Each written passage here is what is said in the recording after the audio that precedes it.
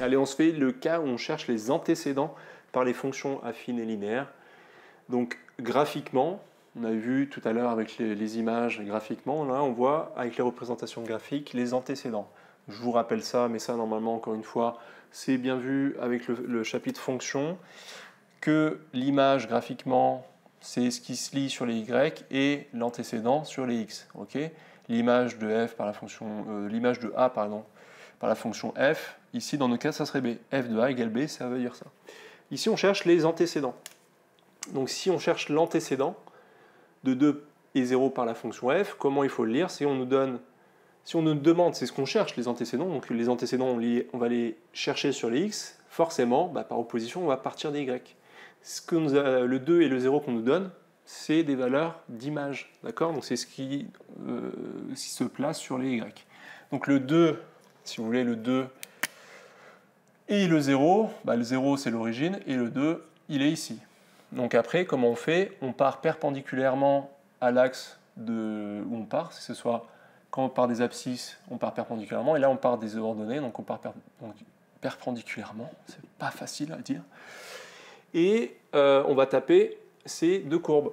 Donc celle de F, on arrive ici, celle de G, à peu près, je n'ai pas un graphique très précis, on arrive là. Donc comment on peut le noter? Bon, on pourrait faire des phrases tout simplement. Moi je vais le noter un peu comme ça.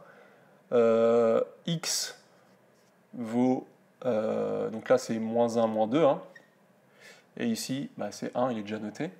Donc x est égal à moins 2 pour f de x égale, c'était 2 l'image, ok? Donc je cherche l'antécédent de 2 par la fonction f, donc je cherche le x dedans. Donc la chose plus synthétique, on aurait pu tout simplement dire f de moins 2 est égal à 2. Ok, f de moins 2 est égal à 2. Donc, à noter aussi, je ne sais pas si vous vous en rappelez, mais c'est bien de se rappeler que quand on cherche les antécédents, l'antécédent, il y a aussi les antécédents. Il peut y avoir des fonctions, mais c'est généralement quand vous allez voir des courbes, vous pouvez avoir plusieurs antécédents pour une seule image. Là, quand on est sur des fonctions affines, fonctions linéaires, on n'a que des droites. Donc il est impossible d'avoir plusieurs antécédents, d'accord? Il y aura à chaque fois qu'une seule solution. Il n'y a aucun moment où votre fonction elle va remonter ou redescendre. Ok, donc c'est normal que vous ayez qu'un seul antécédent à chaque fois. Donc là pour le G, bon, j'ai changé de couleur, non, je peux changer de couleur. Le G, qu'est-ce que c'est qui me donne 2 en image? Qu'est-ce qui me donne 2? Je repars en arrière, c'est le 1.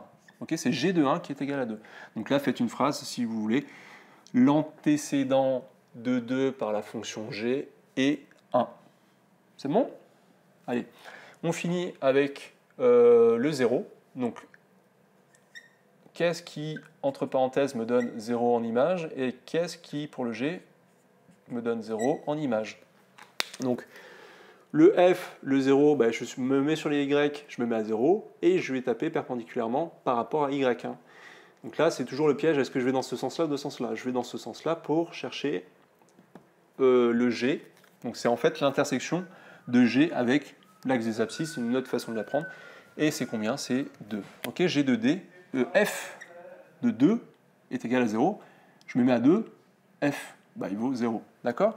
La même chose pour G, et G, c'est tout simplement 0 parce que c'est une fonction linéaire. On passe par l'origine, donc forcément, l'image qui me donne 0, c'est forcément 0. Ok? C'est bon? Allez, on va voir si en faisant les exercices, c'est bon pour vous. Et c'est le seul moyen de valider ça. Et je vous dis à très vite.